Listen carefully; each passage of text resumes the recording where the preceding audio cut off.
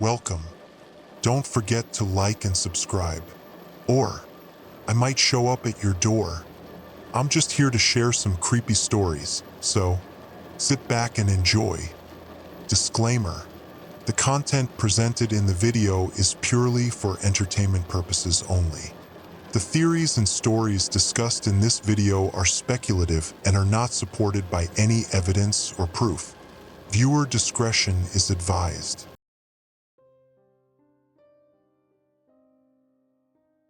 The Geiger counter's steady tick-tick-tick had become white noise after 6 years of monitoring reactor systems for the Pentagon's Nuclear Safety Liaison Office. I'd grown so used to the rhythmic clicking that silence would probably jolt me awake. But at 14:37 on a Tuesday that should have been routine, the ticking doubled its pace. Tick-tick-tick-tick-tick. My coffee mug froze halfway to my lips as I locked onto the radiation monitoring display. The numbers climbing weren't catastrophic, we weren't talking Chernobyl levels, but they were rising steadily from 3 separate facilities across Virginia, Maryland, and Pennsylvania. 3 reactors showing synchronized anomalies that violated every principle of independent operation. "That's weird," I muttered, setting down my mug and pulling up the detailed readouts on my secondary monitor. The Surrey Power Station in Virginia showed a 0.3% uptick in background radiation. Calvert Cliffs in Maryland registered a 0.4% increase. And Peach Bottom in Pennsylvania, the one that always made me nervous because of its age, was showing a 0.6% spike. All within the last 20 minutes. The metallic taste that always accompanied radiation exposure hadn't started yet, but my mouth felt dry. 6 years of this job had taught me to trust my instincts, and right now every instinct was screaming that something was very wrong. I reached for my secure phone to call the shift supervisor when the small LED on my desk drawer began pulsing red. My stomach clenched. Freya's emergency beacon. My sister worked as a communications specialist at the Pentagon's main facility, and we'd established a private encrypted channel after she'd gotten trapped during a subway bomb scare 3 years ago. The pulsing red light meant she was trying to reach me on our secure frequency, something she'd never activated outside of our monthly system tests. The radiation readings could wait 30 seconds. I yanked open the drawer and grabbed the modified radio handset, switching to our private channel. Static crackled through my earpiece before Freya's voice cut through, tight with barely controlled tension. "Elias, thank God you're monitoring. Are you seeing anything unusual at your station?" "Define unusual," I said, watching the radiation numbers creep higher in real time. "I've got 3 reactors showing synchronized anomalies. Nothing critical yet, but the pattern's wrong. Dead wrong. It's not just 3. Her voice carried that particular strain I'd learned to recognize during our childhood. The tone that meant she was terrified but fighting to stay functional. "I'm tracking reports from 7 facilities now, all East Coast, all following identical escalation patterns. 7 facilities." The numbers on my screen transformed from coincidence to coordination in my mind. "Freya, what's your status over there?" "Communications blackouts. Surgical ones.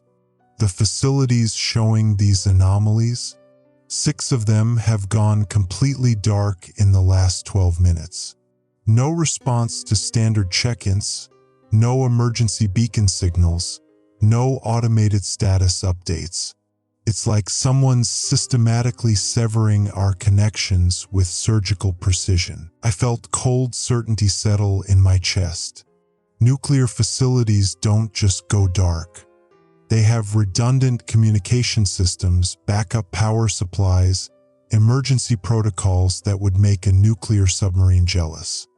For multiple facilities to lose contact simultaneously meant someone with intimate knowledge of our systems was pulling strings. Are you still at the Pentagon? Main facility, yeah. But Elias, they're starting to activate emergency protocols here. I think they know something we don't. The Geiger counter's ticking had evolved into a rapid staccato. I checked my primary monitor and felt my blood turn to ice water. Surrey was now showing a 1.4% increase. Calvert Cliffs had jumped to 2.1%. Peach Bottom was climbing past 2.8%, and the rate of increase was accelerating exponentially. Freya, I need you to run a comprehensive diagnostic on all nuclear facility communication systems. Look for attack vectors, systematic vulnerabilities, any patterns in the blackouts. Already initiated. Elias, there's something else. The facility's going dark, they're not random targets. Someone with intimate knowledge of our grid infrastructure would know exactly which ones to hit to create a cascade effect. This isn't some script kiddie attack, a cascade effect. The nightmare scenario we'd trained for but prayed we'd never face. If someone could trigger coordinated failures at strategic facilities, the resulting power grid instability could force emergency shutdowns across the entire eastern seaboard. And if those shutdowns weren't properly sequenced, the metallic taste exploded across my tongue like blood from a bitten lip. Freya, what's the timeline for full emergency protocol activation? 18 minutes, maybe less. They're still attempting to reestablish contact with the dark facilities. But if they can't, 18 minutes. I stared at the climbing radiation readings, then at the facility map mounted on my wall. Each red dot represented a nuclear reactor. Each reactor represented hundreds of thousands of lives in the surrounding metropolitan areas. And if someone was deliberately orchestrating this, I faced two choices. Follow protocol and report the anomalies to my supervisor, who would forward them up the chain where they disappear into bureaucratic black holes for precious minutes, or use my security clearance to access the restricted facility monitoring systems directly and investigate what was actually happening. Protocol existed for good reasons, but protocol hadn't anticipated what looked like a coordinated assault on nuclear infrastructure. Freya, I'm accessing the restricted reactor monitoring systems directly. If someone's orchestrating this, I need to understand their methodology and timeline. Elias, that's way beyond your clearance level. You could face court-martial, criminal charges. If I'm right about this, getting arrested will be the least of anyone's problems. The radiation readings spiked again. Surrey, 2.3%. Calvert Cliffs, 3.1%. Peach Bottom, 3.7%. The progression was no longer linear, it was exponential, following a pattern that screamed deliberate manipulation. I pulled up the restricted access portal and entered my credentials. The system hesitated for 3 agonizing seconds, then granted me emergency monitoring access. The expanded view confirmed my worst fears. 13 facilities now showing anomalies, with 3 more communication indicators switching from green to red while I watched. Freya, we need to get to the Pentagon immediately. Right now. What did you find? I watched another facility's communication indicator blink from green to red. The Geiger counter's ticking had become a rapid-fire staccato that sounded like an automatic weapon. But worse than the sound was what I was seeing on the restricted monitoring system. Attack vectors that indicated someone with high-level security clearance and intimate knowledge of reactor vulnerability points. I found proof that someone knows exactly what they're doing. They understand our systems better than most of our own engineers. and they're accelerating their timeline. The metallic taste intensified, and I realized it wasn't just from the radiation readings on my screen. The facility's own environmental sensors were detecting increased background radiation. Whatever was happening at those other reactors was beginning to affect the atmosphere around them. Radioactive particles carried by wind currents, creating an expanding contamination zone. I grabbed my emergency kit and headed for the door, the radio still crackling with Freya's voice demanding details I didn't have time to explain.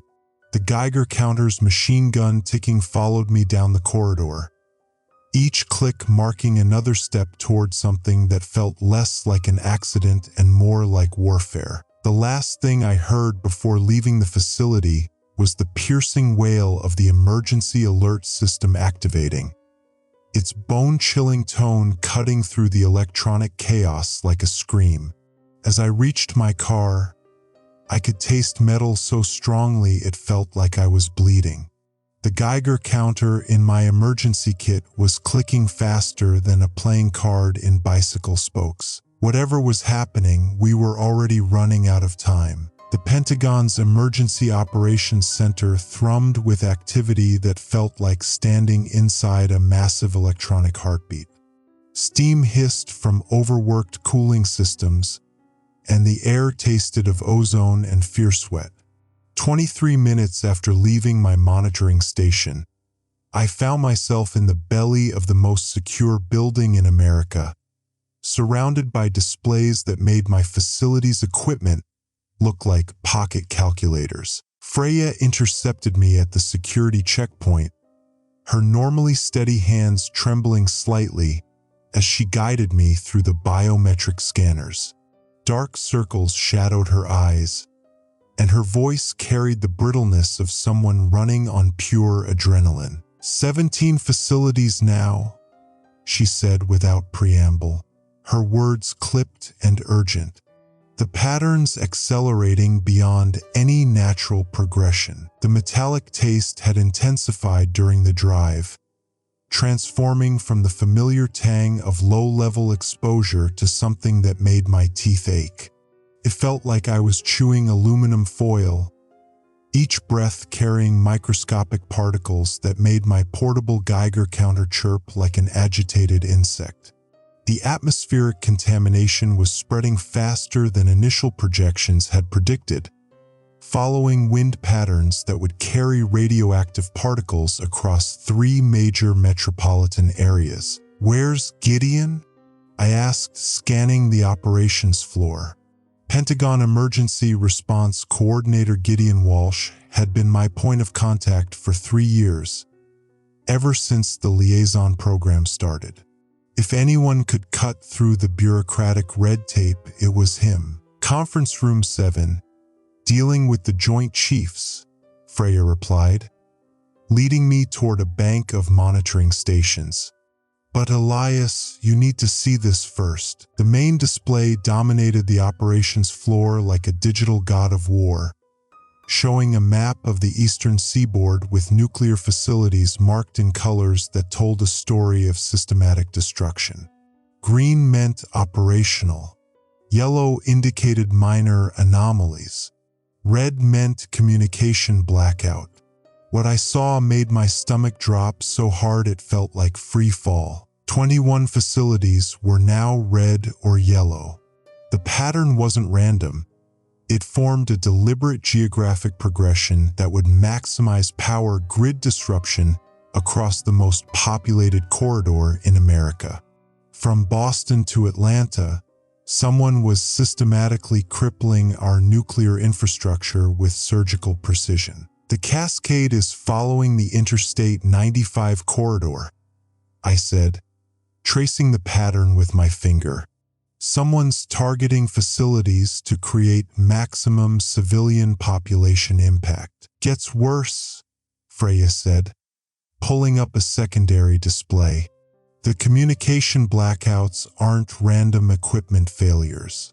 Someone's using our own emergency protocols against us. She highlighted data streams showing the sequence of each facility's communication loss, the timestamps revealing a pattern that made my engineering mind recoil. Every facility that went dark received a properly formatted emergency shutdown command through official channels. The authentication codes were valid. The timing was staggered to avoid triggering our automated warning systems, and the source routing made it look like the commands came from authorized Pentagon servers. My blood turned to Arctic slush. Someone's spoofing our emergency command structure. Not spoofing. The commands are genuinely coming from inside our own systems. Someone with high-level access is using legitimate protocols to isolate facilities before hitting them with whatever's causing the radiation spikes. The implications crashed over me like a tsunami of ice water. This wasn't a cyber attack from foreign adversaries. This was an inside job. Someone with intimate knowledge of our nuclear safety protocols was systematically weaponizing them, turning our own defenses into instruments of mass destruction. Freya, we need to get to Gideon immediately. He needs to know we're dealing with internal compromise. We rushed toward conference room 7, but before we reached it, the building's emergency alert system activated. The bone-chilling tone that had followed me from my monitoring station now echoed through the Pentagon's corridors, accompanied by automated announcements that made my spine crawl. Attention all personnel. Nuclear emergency protocols now in effect. Prepare for potential evacuation to designated hardened facilities. The conference room door burst open, and Gideon emerged with 2 generals I didn't recognize. His face carried the grim expression of someone who just received news that would reshape the world. "Elias, thank God you're here," he said, grabbing my arm. "We need your expertise immediately. The situation has escalated beyond our worst-case scenarios." "Gideon, I need to tell you something first. This isn't an external attack." "We know," he interrupted. 23 facilities are now showing anomalies. The patterns too precise, too coordinated. Someone with insider knowledge is orchestrating this. He paused, studying my face. But that's not the immediate problem. He led us to a secure briefing room where a wall-mounted display showed radiation readings that made my earlier observations look trivial. The facilities I'd been monitoring were now showing radiation levels that approached emergency thresholds, and the rate of increase was accelerating exponentially. "The Cascade is entering phase 2, Gideon explained. "Initial radiation spikes were just the beginning. Someone's using the legitimate emergency shutdown commands to override safety protocols at each facility. Once communications are severed, they're triggering controlled radiation releases that are designed to look like equipment failures." "How many people are in the affected zones?" I asked, though I dreaded the answer. 47 million people live within the potential contamination radius if this continues," General Harrison said. "We're facing the possibility of evacuating the entire eastern seaboard." The weight of that number settled on my shoulders like a concrete blanket. 47 million people. The logistics alone would be impossible, but the social and economic consequences would be catastrophic. "What are our options?" I asked. Gideon pulled up a new display showing 2 distinct evacuation scenarios. Option 1. We prioritize military and government continuity operations. Evacuate critical personnel to hardened facilities, maintain command and control capabilities, and coordinate response from secure locations. And Option 2, we dedicate all resources to civilian evacuation. Use every available transport, communication system, an emergency route to move as many people as possible away from the contamination zones. The moral choice crystallized in my mind with horrible clarity. We had the resources to save either the government's ability to function or the civilian population, but not both. The coordination required for civilian evacuation would consume every available asset, leaving military command vulnerable. But prioritizing government continuity would mean abandoning millions of innocent people to radiation exposure. How long do we have to decide? I asked. Based on current escalation patterns, maybe 4 hours before the radiation releases become critical, Gideon replied. After that, evacuation becomes impossible due to contamination levels. Freya's voice cut through the discussion. There's a third option. We identify and stop whoever's orchestrating this before it reaches critical phase. With what resources? General Harrison demanded. We can't even maintain communication with the affected facilities. We can if we bypass the compromised systems, I said, an idea forming. The emergency shutdown commands are coming through official channels, but there are hardwired backup communication systems that bypass the main network. If we can reestablish contact with just 3 or 4 strategic facilities, we might be able to trace the source of the attack. Gideon's eyes sharpened. Explain. The backup systems were designed for exactly this scenario. Communication when primary systems are compromised. They're hardwired, encrypted, and require physical access to both ends.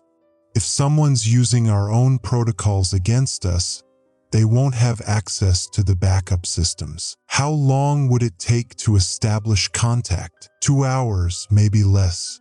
But it would require pulling resources from both evacuation scenarios. The room fell silent except for the constant chatter of radio communications and the distant hum of the building's air filtration systems working overtime to prevent contamination. Outside, I could hear the sound of helicopters and emergency vehicles mobilizing for whatever decision we made. There's something else, Freya said quietly.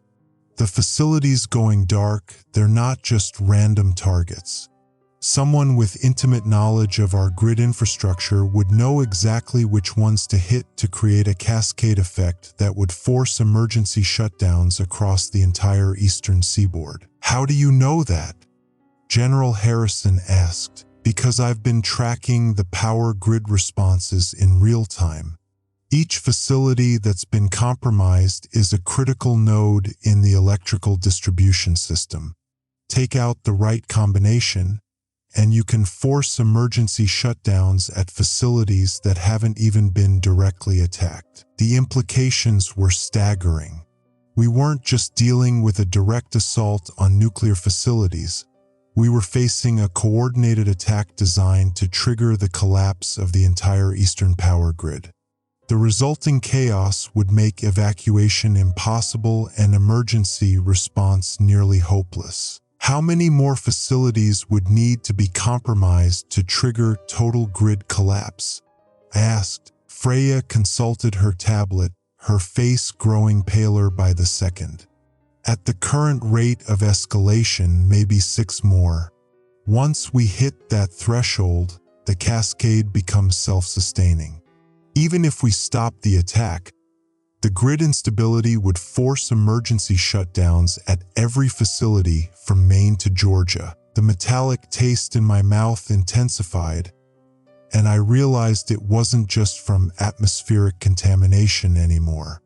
The stress was triggering a physical response, adrenaline flooding my system as my body prepared for the fight of its life. We need to make a decision, Gideon said. Dedicate resources to civilian evacuation, maintain government continuity, or gamble everything on stopping the attack before it reaches critical phase. Through the briefing room's reinforced windows, I could see the first signs of panic beginning to spread through the Pentagon's normally controlled environment.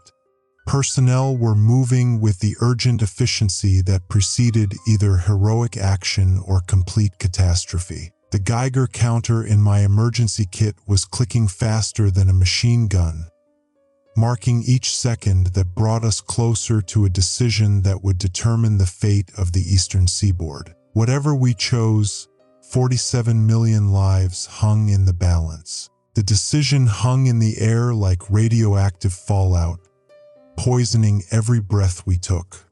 Gideon's weathered face reflected the weight of 47 million lives, while General Harrison's jaw worked silently as he processed options that all led to catastrophe. The briefing room's fluorescent lights flickered intermittently, synchronized with power fluctuations that reminded us the grid was already bleeding to death. Then the door burst open without warning. "Don't make that choice yet," a voice called out, sharp with desperation and authority. A woman in civilian clothes pushed past the security checkpoint, her Pentagon contractor badge swaying from a lanyard around her neck. She was mid-30s, auburn hair pulled back in a practical ponytail, and her eyes carried the haunted look of someone who'd seen the devil's blueprint. "Harper Williams," she announced, addressing Gideon directly. "Former senior systems analyst for Meridian Defense Solutions. I need to speak with you immediately about the Cascade event." General Harrison moved to intercept her, but she held up a data tablet displaying classified authorization codes that made him freeze mid-step. "I have information about the attack that changes everything." "Security breach," General Harrison barked into his radio. "Unauthorized civilian in." "Wait," I interrupted, studying Harper's face. Something in her expression triggered recognition, not of her personally, but of the specific type of guilt that comes from intimate knowledge of impending disaster. "She's not unauthorized. She's the source." Harper's shoulders sagged slightly, acknowledging the truth without words. "I helped design the vulnerability they're exploiting. I need to show you something that will make you understand why the standard evacuation protocols won't work." Gideon gestured for security to stand down, though I noticed his hand remained near his sidearm. "You have 2 minutes to explain why we shouldn't arrest you for treason." Harper activated her tablet, displaying a schematic that made my engineering training scream warnings. The display showed a network diagram more complex than anything I'd seen in my 15 years of nuclear safety work. A web of interconnected systems that spanned the entire eastern seaboard like digital nervous system. "The attack isn't targeting individual facilities," Harper explained, her voice carrying the weight of technical expertise and crushing guilt. "It's targeting the interconnected safety systems that prevent Cascade failures. Every nuclear plant in the eastern grid shares real-time safety data through a classified network called Guardian.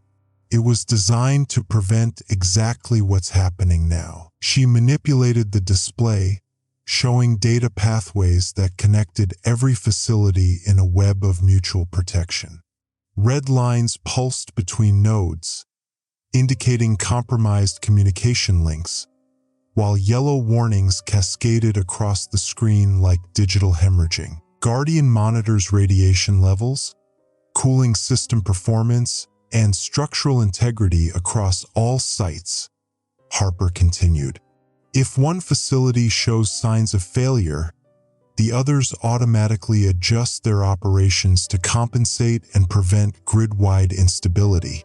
The system was supposed to be our ultimate safeguard against Cascade events. "So how is someone weaponizing a safety system?"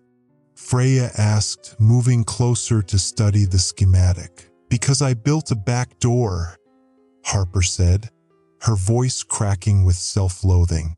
3 years ago, Meridian Defense was contracted to upgrade Guardian's response protocols. The Pentagon wanted a way to remotely monitor and control all facilities during national emergencies. I created an administrative override that could theoretically manage all sites from a single command center. The room fell silent except for the increasingly frantic radio chatter from the operations floor. Through the reinforced windows, I could see personnel running between workstations, their movements carrying the desperate energy of people fighting a losing battle. The override was supposed to be encrypted with rotating authentication codes that only Pentagon leadership could access. Harper continued. But someone got the master authentication keys. They're using Guardian to convince each facility that its neighbors are in critical failure states, triggering automatic emergency shutdowns that actually cause the problems they're supposed to prevent. Jesus Christ, General Harrison breathed. They're turning our own safety systems into weapons. It gets worse, Harper said, her fingers trembling as she pulled up additional data. The Cascade isn't random.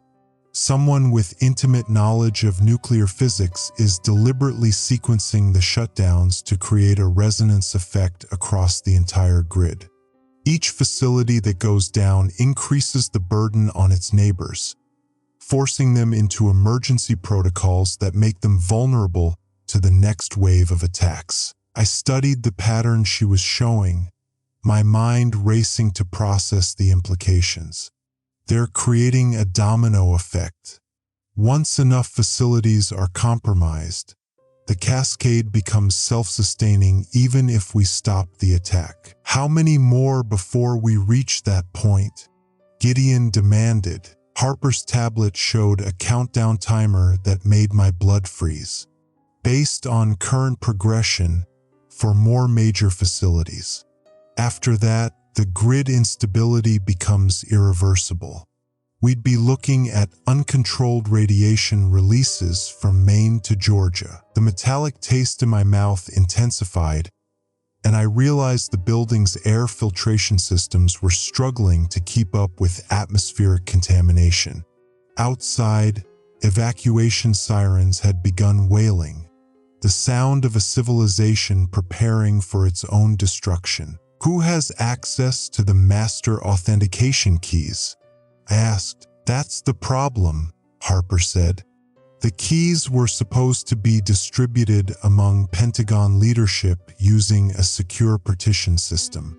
No single person should have been able to access them all. But someone did, Freya said grimly. Not someone, Harper corrected.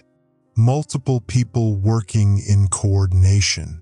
The authentication system requires simultaneous access from at least 3 different Pentagon terminals, each using biometric verification from authorized personnel. The implications hit me like a physical blow. This isn't just an inside job. It's a coordinated conspiracy involving multiple people with the highest levels of security clearance. General Harrison's face had gone ashen.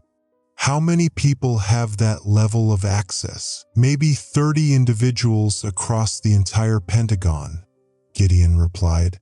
Joint chiefs, senior administrators, emergency response coordinators, and anyone with physical access to their terminals, Harper added. The biometric systems can be bypassed if you have the right equipment and enough time. Through the briefing room speakers, an automated announcement echoed through the Pentagon's corridors. Attention all personnel. Radiation levels approaching yellow threshold. Prepare for transition to amber protocols. The announcement triggered a memory, something I'd noticed during the drive from my monitoring station. Harper, show me the exact timing of when each facility received the shutdown commands. She pulled up a chronological display that revealed a pattern I'd missed before. The commands were sent in precise 15-minute intervals, but the timing corresponds to shift changes at each facility.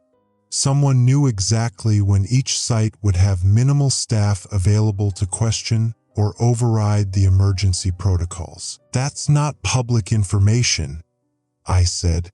Shift schedules for nuclear facilities are classified, which means whoever's doing this has access to operational intelligence that goes beyond just the Pentagon systems, Freya concluded.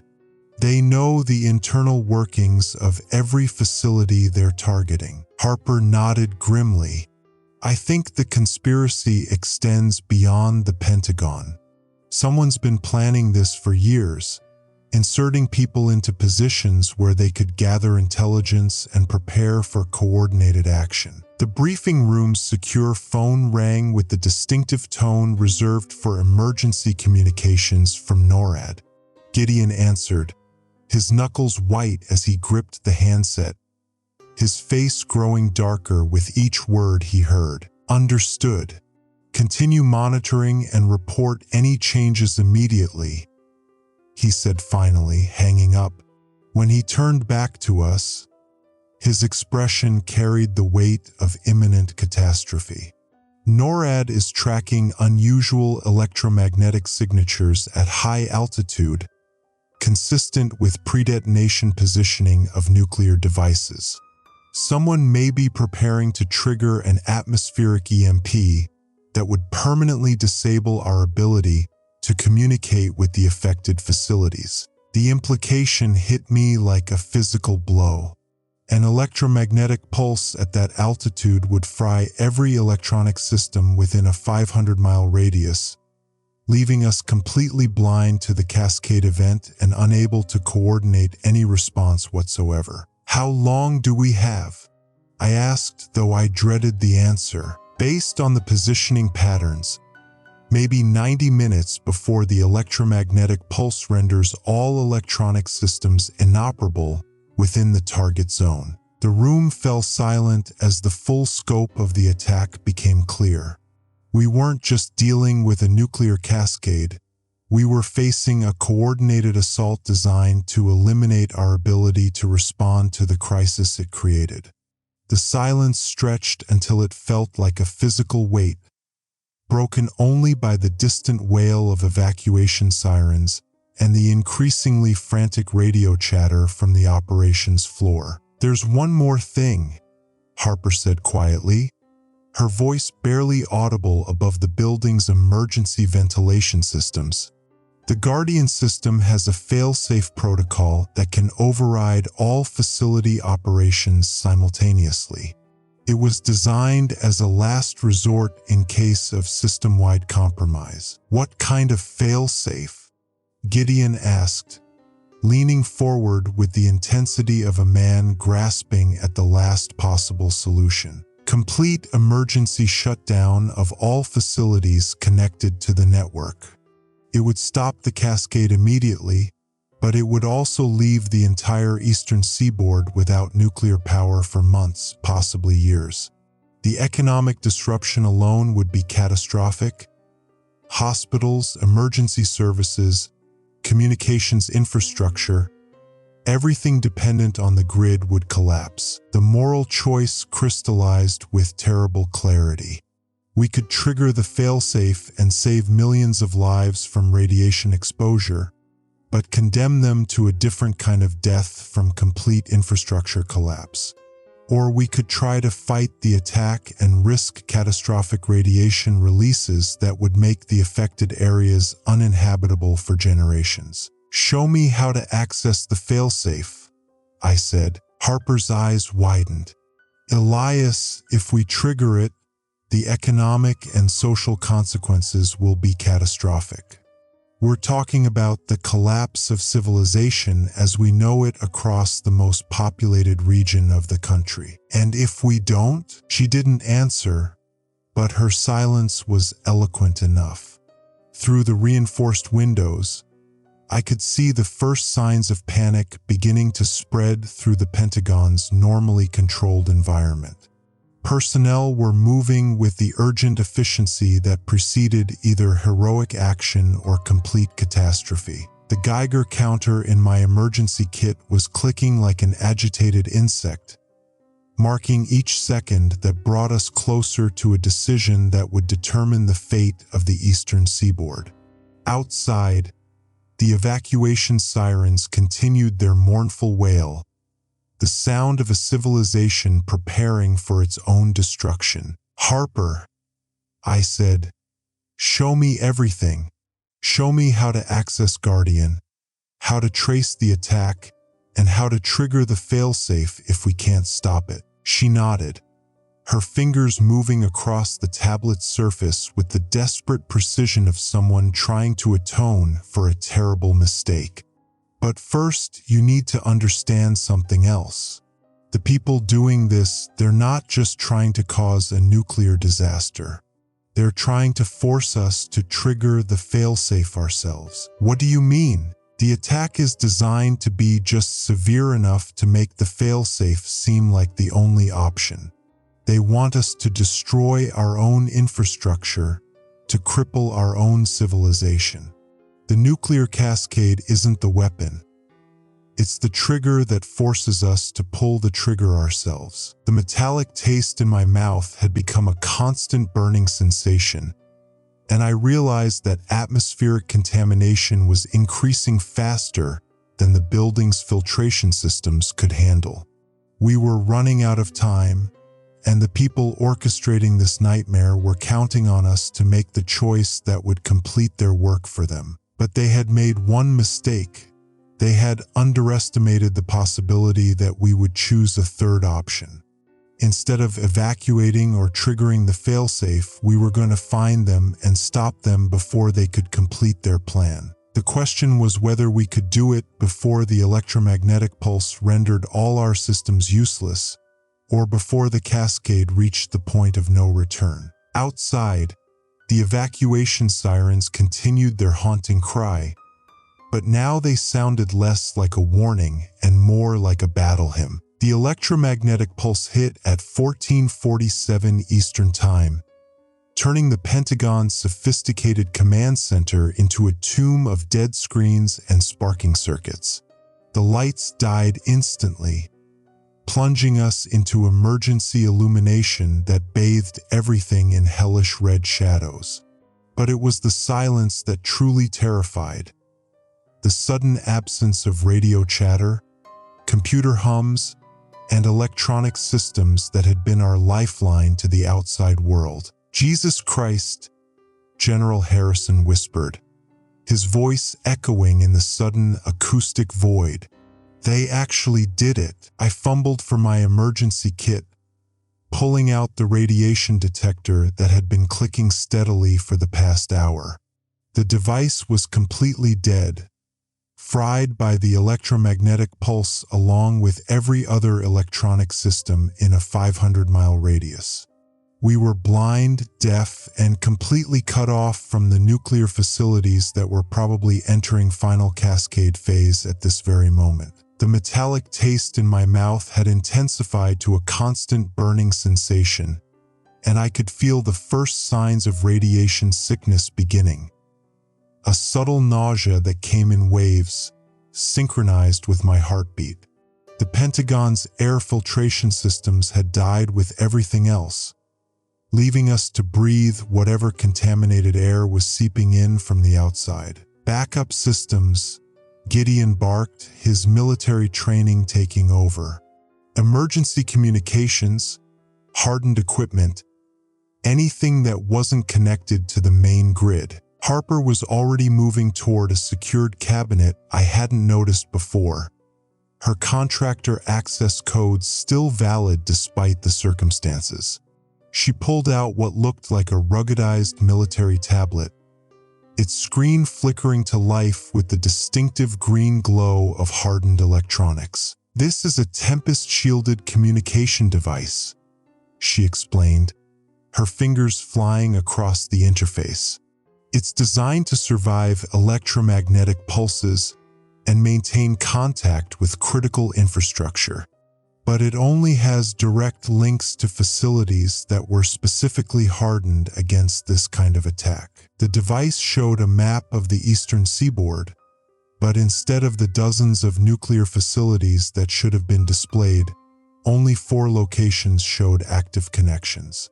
4 facilities out of 23 that were supposed to be online. Catawba Nuclear Station in South Carolina, Harper read from the display. Vogtle in Georgia, Surrey in Virginia, and… shit, that's it. 3 facilities still responding. What about the others? Freya asked, though her voice suggested she already knew the answer. Dark. Completely dark. Either they're offline, or they've gone into complete emergency shutdown, or… Harper's voice trailed off as she studied the data streaming across the screen. Or they're in uncontrolled meltdown, I finished. The hardened tablet was receiving automated data transmissions from the 3 remaining facilities, and the information it displayed made my engineering training scream warnings. Radiation levels at all 3 sites were climbing rapidly, but in patterns that suggested controlled releases rather than catastrophic failures. They're venting radioactive steam, I said, studying the data. It's a last resort cooling procedure when primary systems fail. They're trying to prevent core meltdown by releasing controlled amounts of contaminated coolant into the atmosphere. How long can they maintain that before it becomes catastrophic? Gideon asked. I ran the calculations in my head, factoring in the typical reactor designs and cooling capacity. The numbers were terrifying. Maybe 6 hours before the fuel rods reach critical temperature. After that, we're looking at complete core meltdown at each facility. The implications crashed over me like a physical weight. 3 simultaneous meltdowns would create a radioactive cloud that would render the entire southeast uninhabitable for decades. The death toll would be measured in millions, not thousands. Children would be born with mutations, entire cities would become radioactive wastelands, and the economic devastation would collapse the entire regional economy. There's something else, Harper said, her voice tight with concentration as she studied the data streams. The electromagnetic pulse wasn't random. Look at the timing and positioning data. She manipulated the display to show a chronological sequence of events. The pulse had originated from a point directly above the geographic center of the affected nuclear facilities, creating a precisely calculated electromagnetic shadow that disabled exactly the systems needed to coordinate emergency responses. Someone knew exactly which facilities had hardened communications and which didn't, she continued. The pulse was calibrated to take out the vulnerable sites, while leaving just enough infrastructure intact to monitor the final stages of the cascade. They want us to watch, Freya said grimly. They want us to see the disaster unfold and know there's nothing we can do to stop it. The hardened tablet chimed with an incoming priority transmission from Catawba Nuclear Station. Harper activated the audio channel, and immediately we were immersed in the desperate voice of someone fighting for survival against impossible odds. Coolant pressure dropping rapidly in Reactor 2. We've lost primary pumps and backup generators are failing. Estimated 47 minutes until core temperature reaches critical threshold.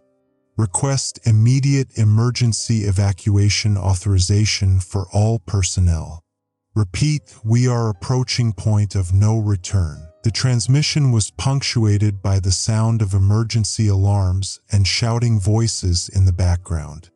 I could hear the distinctive whistle of steam venting and the mechanical groaning of stressed metal, sounds that every nuclear engineer recognizes as the precursors to catastrophic failure. Harper keyed the microphone. Catawba, this is Pentagon Emergency Operations. What's your current staffing level? Skeleton crew of 12 personnel. We sent most of our people home when the initial alerts came in, but we stayed to maintain emergency protocols. Sir, we need evacuation authorization now. The radiation levels are becoming lethal. We're already showing symptoms of acute exposure. I grabbed the microphone from Harper, my hands shaking with the knowledge that 12 people were about to die if we couldn't find a solution. Catawba, this is nuclear safety engineer Elias Manning. Can you implement manual cooling protocols using emergency water reserves? Negative, sir. The electromagnetic pulse fried our manual control systems too. We're operating on purely mechanical backups that don't have the pressure capacity to maintain cooling. We can delay the inevitable for maybe another hour, but that's all. Sir, we can hear the reactor vessel creaking under thermal stress. The containment building is starting to crack. The transmission was filled with the sounds of equipment failing and men dying. The metallic screech of overheated metal, the hiss of radioactive steam, and the increasingly frantic voices of people who knew they were sacrificing their lives to buy time for others. Get out now, I ordered, my voice cracking with the weight of sending them to their deaths. Evacuate immediately. Don't try to be heroes. Sir, if we leave, there's no one to monitor the situation or implement emergency measures if conditions change. We can still maintain some level of control for another 30 minutes. You'll be dead in 30 minutes from radiation exposure. Get out now. The connection crackled with static, then went silent. On the display, Catawba's data stream showed radiation levels climbing beyond measurement capability, a digital representation of human sacrifice. We just lost Catawba, Harper said quietly. 2 facilities remained online, but their status indicators were painting an increasingly desperate picture. Vogtle was showing signs of primary coolant system failure, while Surrey was reporting structural damage that suggested containment breach. Gideon, I said, turning to face the Pentagon coordinator whose decision-making authority had become our only hope. We need to make the choice now. We can trigger the Guardian failsafe and shut down everything, or we can try to coordinate individual facility responses using the hardened communication system. What are the odds of success with individual coordination? He asked. I studied the data streaming from the 2 remaining facilities, running mental calculations based on their current degradation rates. Maybe 30% chance of preventing total meltdown at both facilities. But if we fail, the Cascade becomes self-sustaining and we lose everything. And the fail-safe option? Guaranteed shutdown of all facilities, but complete collapse of the power grid for months. No hospitals, no emergency services, no communication systems. The immediate death toll from infrastructure failure could exceed the casualties from radiation exposure. Through the Pentagon's reinforced windows, I could see the first signs of panic beginning to spread through the surrounding area. Emergency vehicles were moving without their electronic systems, relying on mechanical sirens and human coordination. The sight of civilization reverting to pre-electronic methods was both terrifying and oddly prophetic. There's a third option, Harper said quietly. The Guardian system has a localized override function. Instead of shutting down everything, we could potentially isolate the affected facilities and prevent the Cascade from spreading to other regions. What's the downside? Gideon asked. We'd be sacrificing the southeast to save the rest of the country. The isolated facilities would still go into meltdown, but the Cascade wouldn't spread to facilities in other regions. We'd be condemning Georgia, South Carolina, and Virginia to catastrophic radiation exposure, but we'd save the rest of the eastern seaboard. The moral weight of that decision settled over the room like a physical presence.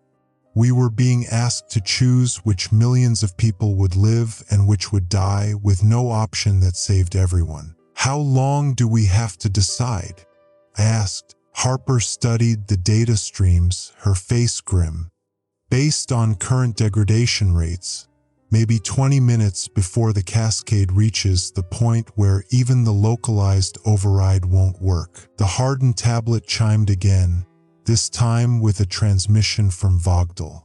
The voice that came through the speakers was different. Younger, more frightened, but fighting to maintain professional calm. Pentagon Emergency Operations, this is Vogdel Nuclear Station. We have an urgent situation developing. Our cooling systems are failing, and we're detecting signs of fuel rod damage in Reactor 1. We need immediate guidance on emergency protocols. I keyed the microphone. Vogdel, this is Engineer Manning. What's your current personnel status? 18 people on site, sir. We've managed to maintain some manual controls, but the electromagnetic pulse damaged our monitoring equipment. We're flying blind on most systems. Can you implement emergency cooling using fire suppression systems? We tried that, sir. The fire suppression system was connected to electronic controls that were destroyed by the pulse. We're working on manual workarounds, but it's going to take time we don't have. The transmission was interrupted by a loud alarm in the background, followed by shouting voices. When the connection resumed, the speaker's voice was tight with barely controlled panic. Sir, we just lost containment pressure in Reactor 1. We're showing signs of coolant leak into the containment building. Radiation levels are spiking beyond our measurement capacity. Another facility was entering terminal cascade phase. On the display, Vogdel's data stream showed the telltale signature of uncontrolled nuclear reaction, exponentially increasing radiation levels that meant core meltdown was imminent. Vogdel, evacuate immediately, I ordered. All personnel, emergency evacuation protocols. Right now, sir. If we leave, there's no one to monitor the situation or implement emergency measures if conditions change. If you stay, you'll be dead in 30 minutes from radiation exposure. Get out now. The connection went silent for a long moment, then crackled back to life. Understood, sir. Beginning immediate evacuation. Vogdel Nuclear Station going offline. We now had one facility remaining, Surrey Nuclear Station in Virginia. The data streaming from their hardened communications showed a facility fighting for survival but still maintaining some semblance of control. Surrey, this is Pentagon Emergency Operations. Harper transmitted. Please report your current status. Pentagon, this is Surrey Station Manager Rebecca Chin. We're in emergency containment mode, but we're maintaining cooling system integrity. We took some structural damage from the electromagnetic pulse, but our backup systems are holding. We have 26 personnel on site, and we're prepared to implement whatever emergency protocols you authorize. For the first time in hours, I felt a flicker of hope.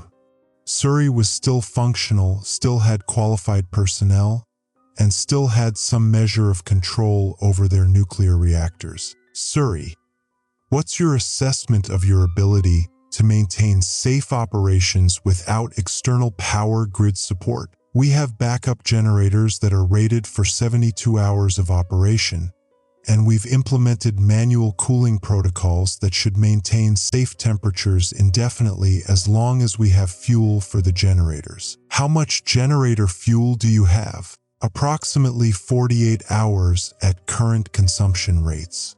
After that, we'll need resupply or we'll be forced to implement emergency shutdown procedures. The answer crystallized our choice. Surrey could maintain safe operations for 2 days, giving us time to coordinate emergency fuel deliveries and potentially restore some grid functionality. But that assumed we could get fuel trucks through the chaos that was undoubtedly spreading through the electromagnetic pulse zone. Gideon, I said, we need to make the decision now. Do we trigger the failsafe and guarantee Surrey's shutdown? Or do we gamble on being able to resupply them and keep at least one facility operational? Before he could answer, the hardened tablet began displaying a new data stream that made my blood freeze.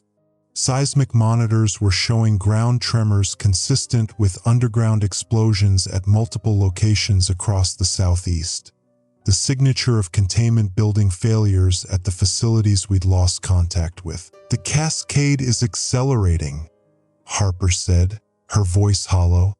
Multiple facilities are entering simultaneous meltdown.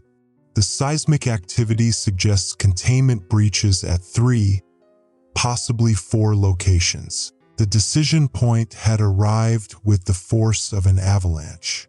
We could trigger the failsafe and shut down Surrey, guaranteeing the collapse of the regional power grid but preventing further Cascade propagation.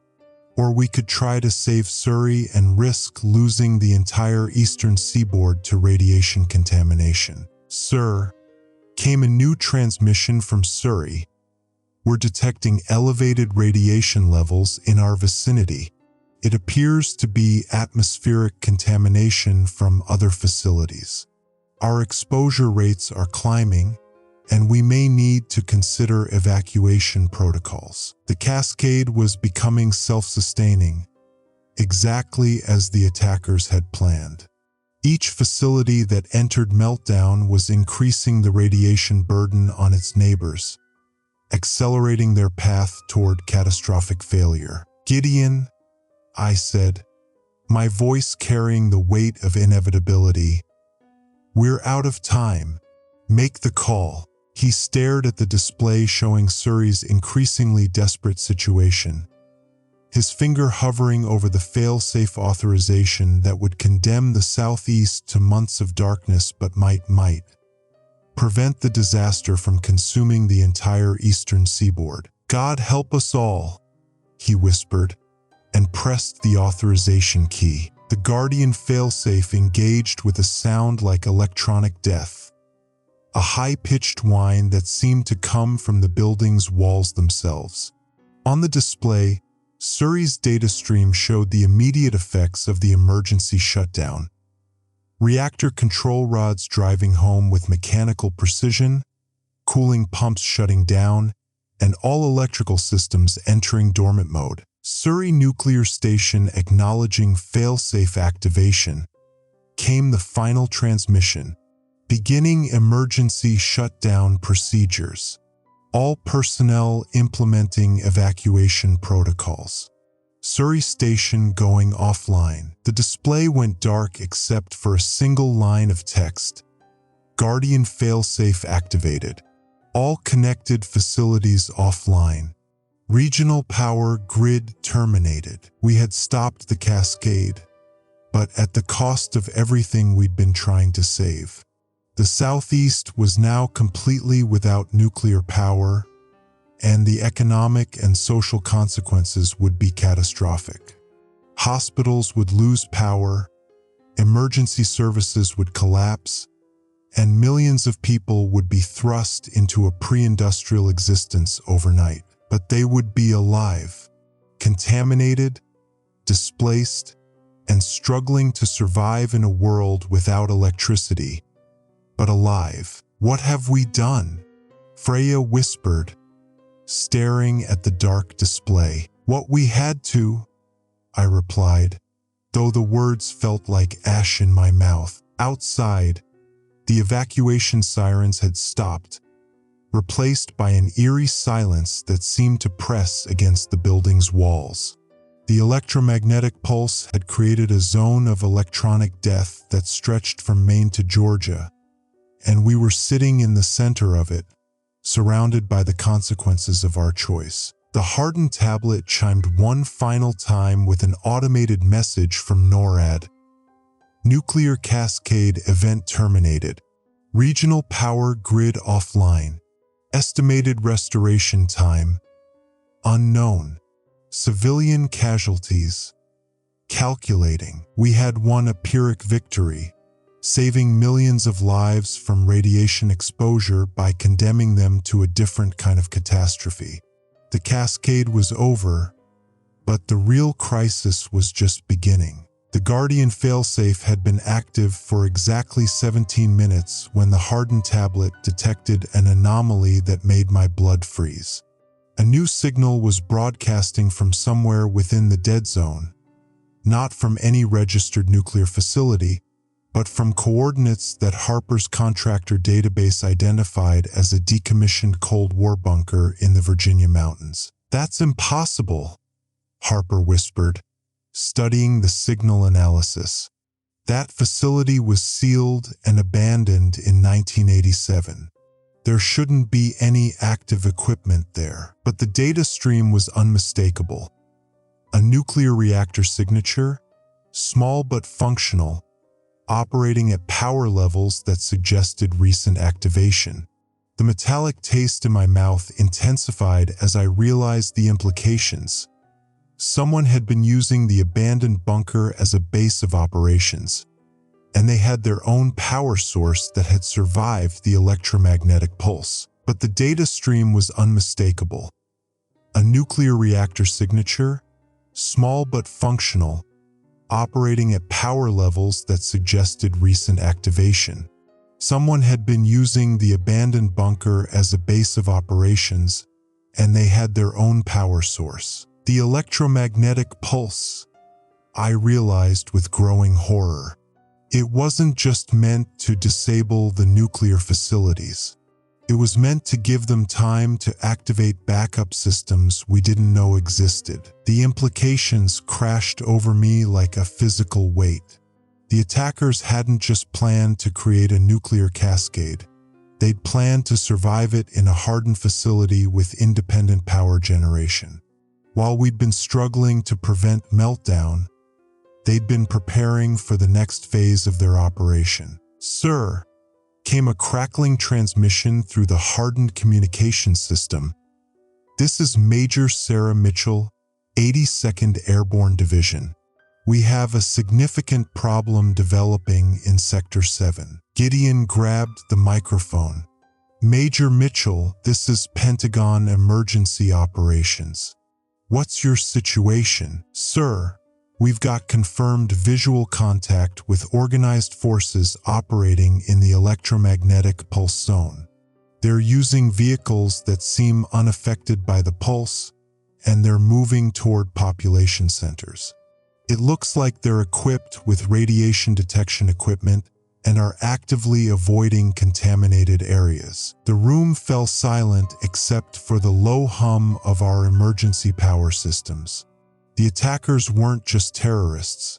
They were an organized military force with the resources to operate in the nuclear wasteland they'd created. "How many hostiles are we talking about?" Gideon asked. "Initial count suggests company-strength forces, maybe 150 to 200 personnel. They're moving in coordinated units and appear to be implementing some kind of systematic search pattern. Sir, they're not behaving like refugees or emergency responders. This is a military operation." Harper was already working to trace the source of the bunker signal, her fingers flying across the hardened tablet's interface. "I'm detecting multiple communication frequencies coming from that location. They're coordinating with someone, and the signal strength suggests they have significant broadcasting capability. Can you intercept their communications?" I asked. "Working on it. The signals are encrypted, but I recognize the frequency patterns.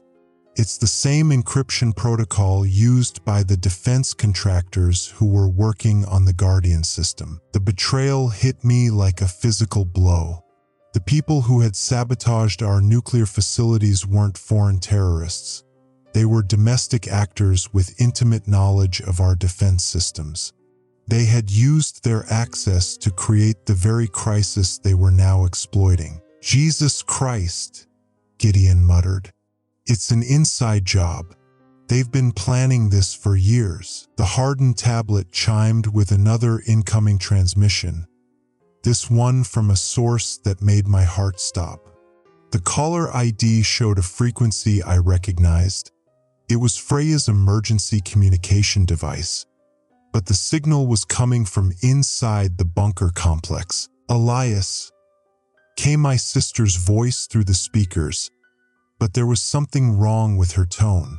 She sounded strained, careful, as if choosing each word deliberately. I need you to listen very carefully. I'm at the bunker facility, and I'm not alone. There are people here who want to speak with you. The background noise on the transmission included the distinctive hum of active reactor systems and the rhythmic clicking of radiation detectors, sounds that confirmed my worst fears about what was happening inside that facility. The line went silent for a moment, then a new voice came through the speakers. Male, confident, with the authority of someone accustomed to command. Engineer Manning, this is Colonel Marcus Thompson, formerly of the Army Corps of Engineers. I believe you've been trying to prevent a nuclear cascade that my associates and I have been working to implement for the past 3 years. The betrayal hit me like a physical blow. I could hear the reactor systems humming in the background of the transmission, along with the voices of multiple personnel coordinating technical operations. This wasn't just a handful of saboteurs. This was a fully operational military command center. You son of a bitch, I snarled into the microphone. You're responsible for this. You killed hundreds of people. I've prevented a much larger catastrophe, Thompson replied calmly. The nuclear infrastructure in this country was a disaster waiting to happen. Aging reactors, inadequate safety systems, and a regulatory environment that prioritized profit over public safety. We've simply accelerated the inevitable by creating a nuclear wasteland, by creating an opportunity for reconstruction. The old system was unsustainable. We're offering the chance to rebuild it properly, with proper oversight and genuine safety measures. Harper was frantically working to trace the transmission source, but I could see from her expression that she was hitting dead ends. Thompson and his people were operating from a location that was specifically designed to be untraceable, a Cold War bunker with independent power systems and hardened communications. What do you want? I demanded. Your expertise. We need someone with your knowledge of nuclear systems to help us complete the final phase of our operation. The Cascade has been stopped prematurely, but we still have the capability to implement a more controlled sequence of events. The words sent ice through my veins. They weren't trying to prevent further disaster. They were trying to restart it under their own terms. And if I refuse, then your sister shares the fate of the other people who have been uncooperative. We've already demonstrated our capability to neutralize threats to our operation. The threat was clear, but there was something else in Thompson's voice. A note of desperation that suggested his operation wasn't going as smoothly as he wanted us to believe. You're not in control, are you? I said. The Cascade was supposed to be controllable, but something went wrong. You need me because you can't manage the cleanup yourself. The silence that followed confirmed my suspicions. Thompson and his people had triggered something they couldn't fully contain, and now they were scrambling to maintain control of the situation. You have 30 minutes to decide, Thompson said finally. Come to Raven Rock alone, and your sister lives. Refuse, and she dies along with everyone else we've captured. The choice is yours. The transmission ended, leaving us in stunned silence. The hardened tablet was still displaying data from the mysterious bunker signal, but now it was showing something new. radiation levels that were climbing rapidly, suggesting some kind of containment failure. "They're losing control," Harper said quietly. "Whatever they're doing in that bunker, it's not working. The radiation signature is consistent with an uncontrolled nuclear reaction." "How long before it becomes critical?" Gideon asked. "Based on the current rate of increase, maybe 2 hours before we have another meltdown situation. But this one would be different. It's a much smaller reactor, but it's in an unstable configuration that could create a localized but extremely intense radiation burst." I stared at the display, running calculations in my head. A localized radiation burst from an unstable reactor could create a contamination zone that would be uninhabitable for centuries. Anyone within a 50-mile radius would receive a lethal dose of radiation within minutes. "Freya's at Raven Rock," I said. "That's only 30 miles from the bunker coordinates. If that reactor goes critical, she's dead along with everyone else in the area." "It's a trap," Gideon said. "They're using your sister as bait to get you to come to them.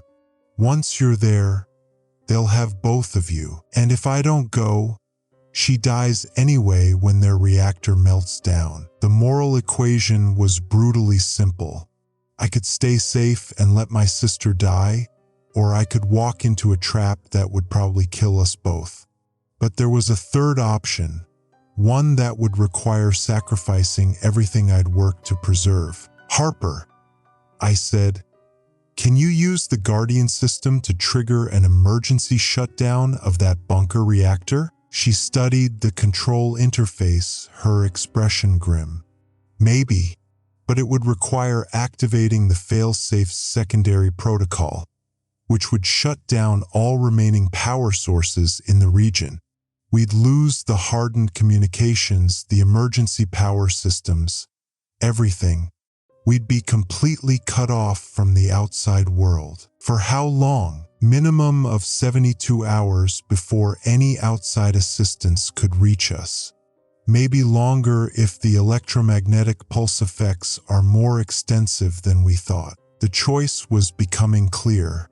I could try to save Freya by walking into Thompson's trap, or I could trigger the secondary failsafe and potentially save her along with everyone else in the contamination zone, but at the cost of cutting off our only remaining communication with the outside world. "There's something else," Harper added, her voice tight with concentration. "The secondary failsafe protocol includes a manual override function. Someone would need to physically access the bunker and input the shutdown codes directly into their reactor control system." "How long would that take?" "Maybe 15 minutes if you knew exactly what you were doing. But the person doing it would be exposed to lethal radiation levels.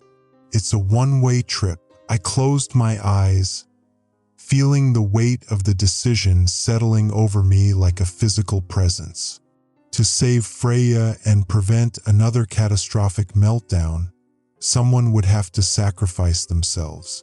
And I was the only person present with the technical knowledge to implement the shutdown protocol. "Elias," Gideon said quietly, "you don't have to do this.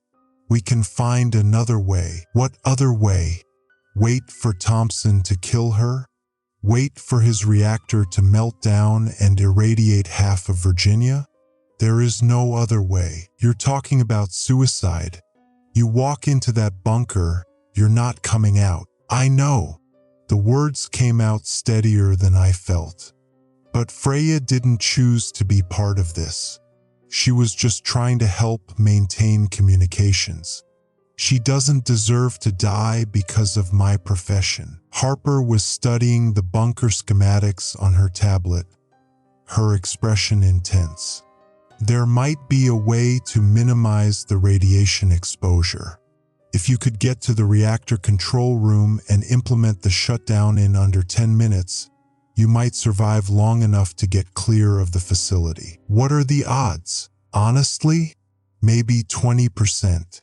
but it's better than zero. I looked around the room at the faces of the people who had become my temporary family during this crisis. Gideon, the military commander who had been forced to make impossible choices. Harper, the defector who was trying to atone for her role in the catastrophe. And somewhere out there, Freya, my sister who had always been there to support me, now trapped by people who wanted to use her as leverage. "I need you to promise me something," I said to Gideon. "If I don't make it out, you make sure the world knows what really happened here. This wasn't a terrorist attack by foreign agents. This was domestic betrayal by people who were supposed to protect us. You have my word." I turned to Harper. "And I need you to maintain the hardened communications for as long as possible. If I can shut down Thompson's reactor, there might be other people trapped in that facility who need evacuation." She nodded, her eyes bright with tears she was trying not to shed. "I'll keep the channels open until the power runs out." The hardened tablet chimed with another incoming transmission. Thompson's voice, cold and impatient. "Your time is up, Manning. What's your decision?" I keyed the microphone, my voice steady despite the fear that was eating at my insides. "I'm coming, but I want to speak to my sister first. Proof of life." "Of course." There was a pause. Then Freya's voice came through the speakers. "Elias, don't do this. It's a trap. They're not going to let either of us live." "I know, Freya, but I can't let you die because of my choices. I'm coming to get you." "There's something else," she said quickly, before Thompson could cut off the transmission. "Their reactor isn't just unstable, it's connected to something else. I can see monitoring equipment here that's tracking multiple facilities. They're not just trying to cause a meltdown. They're trying to create a chain reaction that would affect the entire eastern seaboard." The transmission cut off abruptly, but the implications were clear. Thompson and his people weren't just trying to restart the Cascade. They were trying to create a much larger catastrophe than anything we had prevented. "Change of plans," I said to Harper. "The secondary failsafe isn't enough. We need to trigger the tertiary protocol." Her face went pale. "Elias, the tertiary protocol would shut down every nuclear facility from Maine to Georgia. It would take months to restore power to the entire region. The economic damage would be catastrophic, but it would prevent Thompson from using any remaining facilities for his chain reaction. You're talking about condemning 50 million people to months without electricity. I'm talking about preventing 50 million people from dying of radiation poisoning." The moral weight of the decision was crushing. Trigger the tertiary protocol and create an economic disaster that would affect millions of people, or allow Thompson to implement his plan and risk a nuclear catastrophe that would kill millions. "How long do we have?" I asked. Harper studied the data streaming from the bunker. "Based on current radiation levels, maybe 90 minutes before his reactor reaches critical mass. After that, the chain reaction becomes self-sustaining. Then we trigger the tertiary protocol in 60 minutes, whether I'm back or not. That gives me 30 minutes to get to the bunker and 30 minutes to attempt the manual shutdown. And if you succeed, then we've bought time for a proper evacuation and cleanup. If I fail, the tertiary protocol prevents Thompson from using the disaster to trigger an even larger catastrophe." I stood up, checking the emergency equipment that Harper had provided: radiation detector, emergency breathing apparatus, basic tools for accessing control systems. The detector was still dead from the electromagnetic pulse, but the breathing equipment would provide some protection against radioactive particles. "One more thing," I said to Gideon. "If I don't make it back, and the tertiary protocol doesn't work, you implement the final option. What final option? You tell NORAD to consider nuclear strike authorization on the bunker facility. Better to create a localized crater than let Thompson's chain reaction consume the entire region. The silence that followed was deafening. We were now talking about deliberately detonating a nuclear weapon on American soil to prevent an even larger catastrophe. A choice that would haunt the survivors for generations. God help us all, Gideon whispered. He's going to have to, I replied, and walked toward the door. The Pentagon's corridors were dark except for emergency lighting, creating a maze of red shadows that seemed to stretch into infinity. My footsteps echoed in the silence, each step taking me closer to a confrontation that would determine the fate of millions of people. As I reached the exit, I could hear the distant sound of sirens and emergency vehicles operating without their electronic systems. The electromagnetic pulse had created a pocket of pre-industrial existence in the middle of the 21st century, and I was walking into the heart of it. The metallic taste in my mouth had become a constant burning sensation, and I could feel the first signs of radiation sickness affecting my coordination. But I had 90 minutes to save my sister and prevent a nuclear chain reaction that would make the current crisis look like a minor inconvenience. Time was running out, and I was humanity's last hope for preventing the unthinkable. I stepped out into the contaminated air and began walking toward what might be my final confrontation with the forces that had betrayed everything we'd worked to protect. The bunker entrance was exactly where Harper's coordinates had indicated. A concrete blast door built into the mountainside, designed to withstand nuclear attack but never intended to contain the kind of radiation that was now bleeding through its seals. My improvised radiation detector, jury-rigged from spare electronics, was clicking so rapidly it sounded like static as I approached the facility. The metallic taste in my mouth had intensified to a burning sensation that made it difficult to swallow. Every breath felt like inhaling liquid fire, and I could feel my coordination beginning to deteriorate as the radiation exposure accumulated in my system. The skin on my hands was already showing the first signs of radiation burns, red welts that would become blisters within hours. But I had a job to finish and 17 minutes left to do it. The blast door was standing open, which should have been my first warning that something was wrong. No one opens a radiation containment facility during a nuclear emergency unless they're either desperate or dead. I stepped inside, my emergency breathing apparatus providing minimal protection against the radioactive particles that filled the air like invisible poison. The bunker's interior was a maze of Cold War-era corridors that had been retrofitted with modern equipment. Emergency lighting cast red shadows across walls lined with monitoring equipment that sparked and smoked from electromagnetic interference. The air was thick with the ozone smell of electrical systems running beyond their design limits, mixed with the acrid stench of overheated metal and burning insulation. Somewhere in the distance, I could hear the distinctive whine of centrifuges operating at high speed, punctuated by the rhythmic hammering of cooling pumps struggling to maintain circulation. Elias! Freya's voice came from speakers mounted in the ceiling, but there was something wrong with the audio quality. A distortion that suggested the communication system was being affected by electromagnetic interference. I'm in the central control room. Follow the main corridor to the reactor chamber. Are you hurt?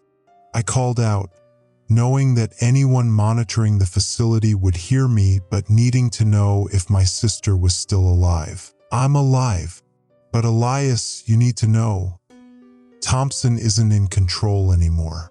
Something went wrong with their reactor startup sequence. They're trying to shut it down manually, but the control systems aren't responding. The implications hit me like a physical blow. If Thompson's people had lost control of their reactor, then the situation was even more dangerous than we'd realized. An uncontrolled reactor in an unstable configuration could create a steam explosion that would spread radioactive material across hundreds of square miles. I reached the main corridor junction and found evidence of the crisis that was unfolding. 2 bodies in radiation suits were lying on the floor, their dosimeter badges showing exposure levels that had maxed out at 500 Roentgens, far beyond lethal. Steam was rising from their suits, and the concrete around them was stained with what looked like blood but was actually the reddish-brown oxidation that occurs when intense radiation breaks down organic compounds. Whatever was happening in the reactor chamber, it had already killed the people who were supposed to be controlling it. "Freya, where exactly are you?" I called out, moving deeper into the facility. "Central control room, but I'm not alone. There are 6 other people here, technicians who were working on the reactor when it went critical. They're unconscious from radiation exposure, but they're still alive." The moral equation was becoming clear. I could try to implement the emergency shutdown protocol that would save millions of people, or I could focus on evacuating the survivors in the bunker. But with my radiation exposure already approaching dangerous levels, I probably didn't have enough time to do both. The reactor chamber was at the end of the main corridor, behind a heavy steel door that was slightly ajar. Through the gap, I could see the distinctive blue glow of Cherenkov radiation, the eerie light that appears when charged particles travel through water faster than light can travel through the same medium. It was beautiful and terrifying, like looking into the heart of a star that was slowly consuming itself. The air shimmered with heat distortion, and I could hear the deep, resonant hum of an uncontrolled nuclear reaction. "Jesus Christ," I whispered, understanding the full scope of what Thompson and his people had attempted. They hadn't just reactivated an old reactor, they had modified it into a breeder configuration that was designed to produce weapons-grade plutonium. The blue glow was coming from a reactor that was operating far beyond its original design parameters. The control room door was marked with radiation warnings in 3 languages, but I could hear voices from inside, people who were still conscious and trying to manage the crisis. I pushed the door open and found myself face to face with the man who had orchestrated the entire catastrophe. Colonel Marcus Thompson was slumped over a control console, his radiation suit torn and his face showing the distinctive burns of acute radiation exposure, skin that looked like it had been sunburned from the inside out. His hands were shaking as he tried to input commands into the reactor control system, and I could see blood on his lips from internal bleeding. But he was still alive, and he was still trying to fix what he had broken. "Manning," he said without looking up from the controls. "I was wondering when you'd get here. Where's my sister?" "Safe room behind the control panel. She's been exposed, but not as badly as the rest of us." He gestured toward a reinforced door that was marked with medical symbols. "Your choice. Try to save her, or try to save everyone else." I moved to the safe room and found Freya unconscious but breathing, along with 6 other people who were in various stages of radiation sickness. The room's lead-lined walls had provided some protection, but they were all going to need immediate medical attention if they were going to survive. "Thompson," I said, returning to the control room, "what exactly did you do to this reactor?" "We modified it to produce weapons-grade material," he replied, his voice strained with pain. "The plan was to create a controlled demonstration that would force the government to take nuclear security seriously. But the modifications made the reactor unstable, and we lost control of the reaction 3 hours ago. A controlled demonstration? You killed hundreds of people. We prevented thousands more from dying in the future. The nuclear infrastructure in this country was a disaster waiting to happen. We accelerated the timeline, but the eventual outcome was inevitable. The reactor control panel was showing readings that made my blood freeze. The core temperature was approaching 3,000 degrees Celsius, and the containment pressure was building toward levels that would cause catastrophic failure. Multiple warning lights were flashing, and the system was emitting a steady alarm tone that indicated imminent meltdown. We had maybe 8 minutes before the reactor created a steam explosion that would spread radioactive material across the entire region. "Can you shut it down?" I asked. "I've been trying for 2 hours. The control rods are stuck in the retracted position, and the coolant system isn't responding. We need to manually insert the emergency shutdown rods, but that requires someone to go into the reactor chamber." "How long would that take?" "Maybe 5 minutes if you knew exactly what you were doing. But the radiation levels in there are lethal. You'd be dead before you could get back out." I looked at the control panel, running calculations in my head. The emergency shutdown rods were designed to be inserted manually in case of control system failure, but they were located inside the reactor chamber where the radiation levels would kill anyone within minutes. "There's another option," Thompson continued. "We could trigger the tertiary failsafe protocol remotely. It would shut down every nuclear facility on the eastern seaboard and prevent any chance of a chain reaction. But it would also condemn 50 million people to months without electricity. And if we don't, this reactor explodes in 8 minutes, and the radioactive fallout kills everyone within a 100-mile radius. Your choice: economic disaster or nuclear catastrophe." The moral weight of the decision was crushing. Trigger the tertiary failsafe and create an economic crisis that would affect millions of people, or allow the reactor to explode and kill millions more from radiation exposure. But there was a third option, one that Thompson hadn't mentioned because it would require the ultimate sacrifice. "I'm going into the reactor chamber," I said. "You'll be dead in 3 minutes. Then I'd better work fast." I moved to the radiation suit locker and found the heaviest protective equipment available. A lead-line suit that would provide some protection against gamma radiation but nothing against neutron exposure. It was better than nothing, but not by much. "Elias," came Freya's voice from the safe room intercom. She was conscious again, though her voice was weak. "Don't do this. There has to be another way." "There is no other way," I replied, sealing the radiation suit. "If I don't insert those shutdown rods, everyone dies anyway. Then we trigger the tertiary failsafe. Let the government deal with the economic consequences. And let Thompson's philosophy win. Let him prove that nuclear power is too dangerous to use. No, I'm going to shut down this reactor properly, and then we're going to rebuild the system the right way." The reactor chamber door was marked with warnings in multiple languages, but I could see through the reinforced window that the situation was even worse than the control panel had indicated. The reactor core was glowing white-hot, and steam was beginning to leak from the primary coolant system. We had maybe 6 minutes before catastrophic failure. I opened the chamber door and stepped into hell. The radiation levels inside the reactor chamber were beyond anything I had ever experienced.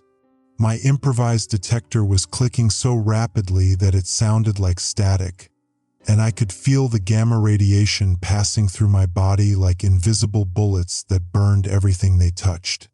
The lead-line suit provided some protection, but I knew that I was receiving a lethal dose with every breath. My vision was starting to blur, and I could taste blood in my mouth from the cellular damage that was already beginning. The emergency shutdown rods were located in a manual control station on the opposite side of the chamber. A walk that would normally take 30 seconds but now felt like crossing a battlefield under enemy fire. Each step was an effort of will, and I could feel my coordination deteriorating as the radiation damaged my nervous system. My hands were shaking so badly that I could barely operate the control mechanisms, and my legs felt like they were made of lead. "Elias," came Thompson's voice through the suit radio. "Control rod assembly is located at Station 7. You need to insert all 12 rods simultaneously, or the shutdown won't be effective." "How do I know you're not lying?" "Because I'm dying too. We're all dying. The only question is whether we take the rest of the eastern seaboard with us." I reached the manual control station and found 12 heavy steel levers arranged in a semicircle around a central control panel. Each lever was marked with a number and connected to a control rod that would absorb neutrons and slow the nuclear reaction.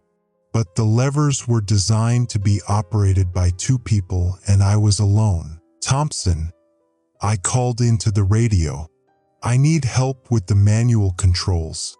These levers require more force than one person can provide." "I'm on my way. You'll be dead before you reach the chamber." "I'm dead already. We all are. But maybe we can still prevent this from getting worse." Through the reinforced window, I could see Thompson struggling to put on a radiation suit. His movements were unsteady, and it was clear that he was already suffering from advanced radiation sickness. But he was still trying to help fix the disaster he had created. The reactor core was approaching critical temperature, and I could see that the containment vessel was beginning to show stress fractures. We had maybe 3 minutes before the whole system failed catastrophically. "Elias," came Freya's voice through the intercom. "I can help with the manual controls. The safe room has its own radiation suit." "Absolutely not. You stay where you are. I'm the only other person here who understands nuclear systems. You need someone who can operate the secondary control panel while you handle the primary shutdown." She was right, but I couldn't ask my sister to sacrifice herself for a plan that might not even work. The radiation levels in the chamber were lethal, and we would both be dead within minutes of exposure. "There's no time to argue," Freya continued. "The reactor is going to explode whether I help or not.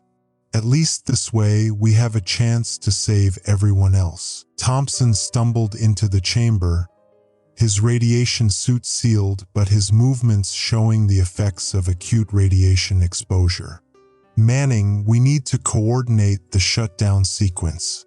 I'll take positions 1 through 6, you take 7 through 12. What about the secondary control panel?" "I'll handle that after we insert the rods.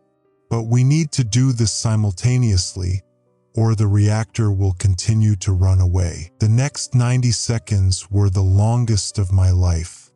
Working together, Thompson and I managed to insert all 12 control rods simultaneously, using every ounce of strength we had left to overcome the mechanical resistance of the manual controls. The reactor core began to dim as the neutron absorption took effect, and the temperature readings started to drop. The alarm tones changed from the high-pitched wail of imminent meltdown to the lower, steadier tone of controlled shutdown. "It's working," Thompson gasped. "Core temperature is dropping. We need to activate the emergency cooling system." But as I moved toward the secondary control panel, I could feel my legs giving out. The radiation exposure was shutting down my nervous system, and I was losing the ability to coordinate my movements. The emergency cooling activation required precise timing, and I was running out of time. "Freya," I called into the radio, I need you to activate the emergency cooling from the safe room control panel.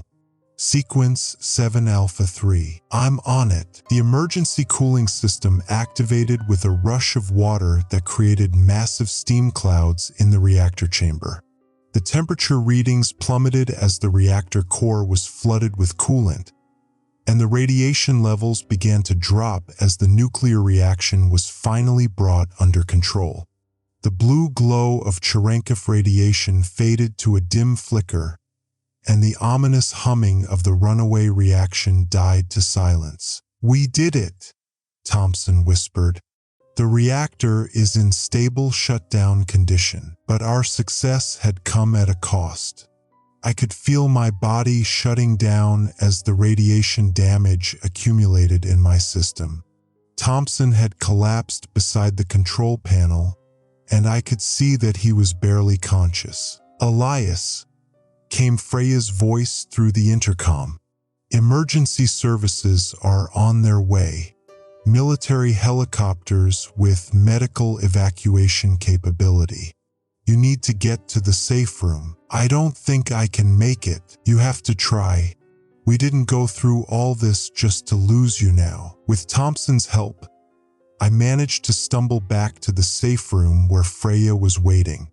She had activated the facility's emergency medical systems, and the room was filled with oxygen and medical monitoring equipment that would help sustain us until evacuation arrived. "The other people," I gasped. "The technicians, they're stable.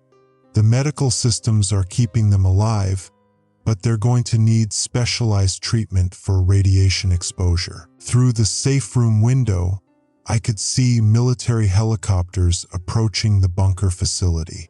The electromagnetic pulse effects had worn off enough to allow emergency services to operate, and help was finally arriving. "Thompson," I said to the man who had created the crisis, "why did you really do this?" "Because I was afraid," he replied, his voice barely audible.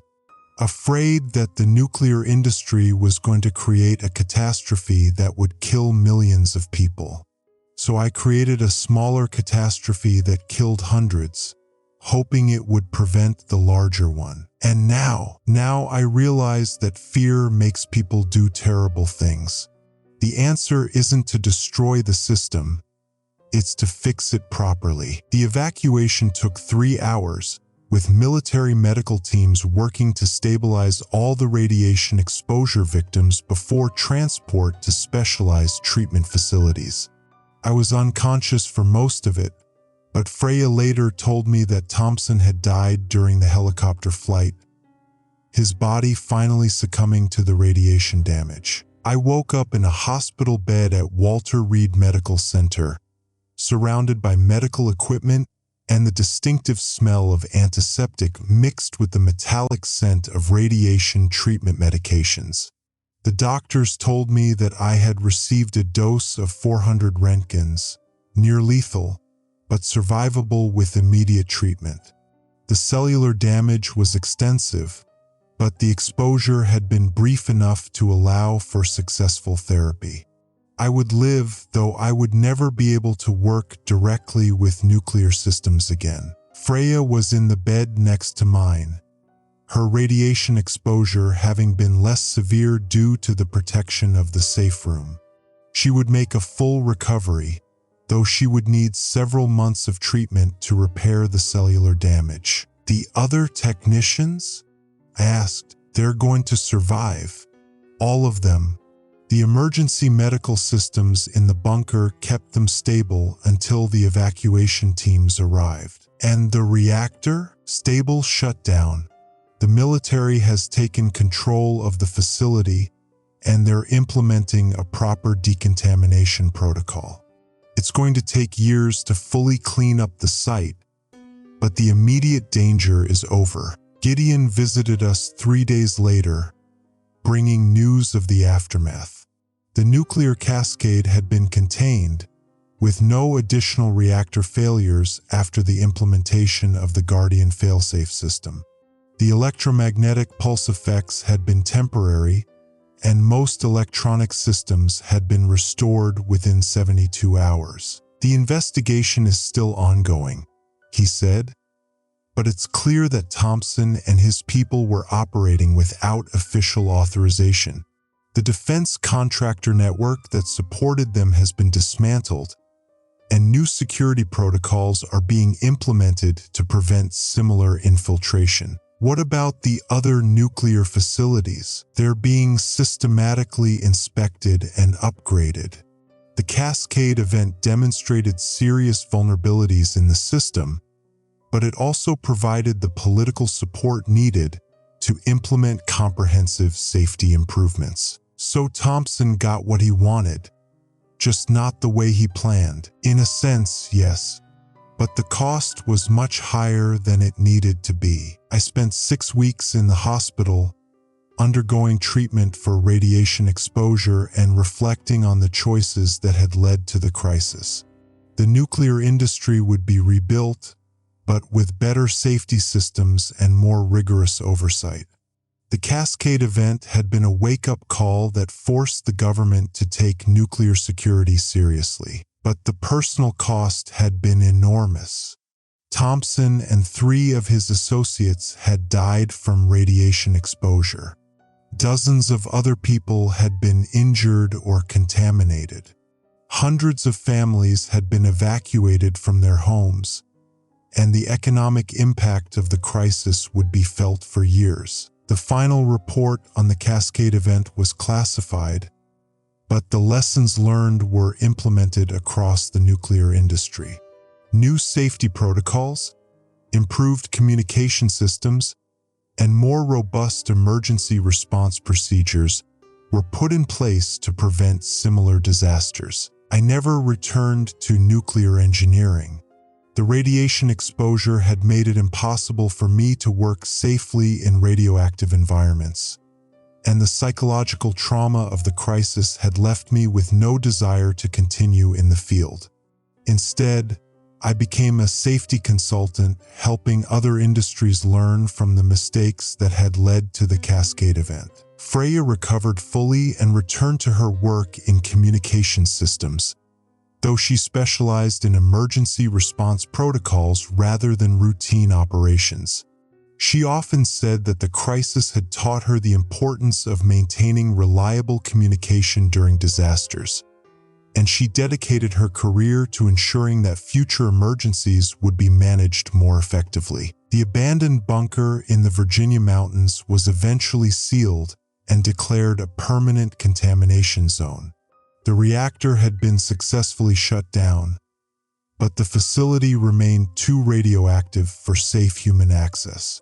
It would remain closed for decades, a monument to the consequences of fear and desperation. Sometimes, late at night, I would think about Thompson and his belief that the nuclear industry was too dangerous to exist. He had been wrong about his methods, but not entirely wrong about the dangers. Nuclear power was indeed dangerous, but it was also necessary for a modern society.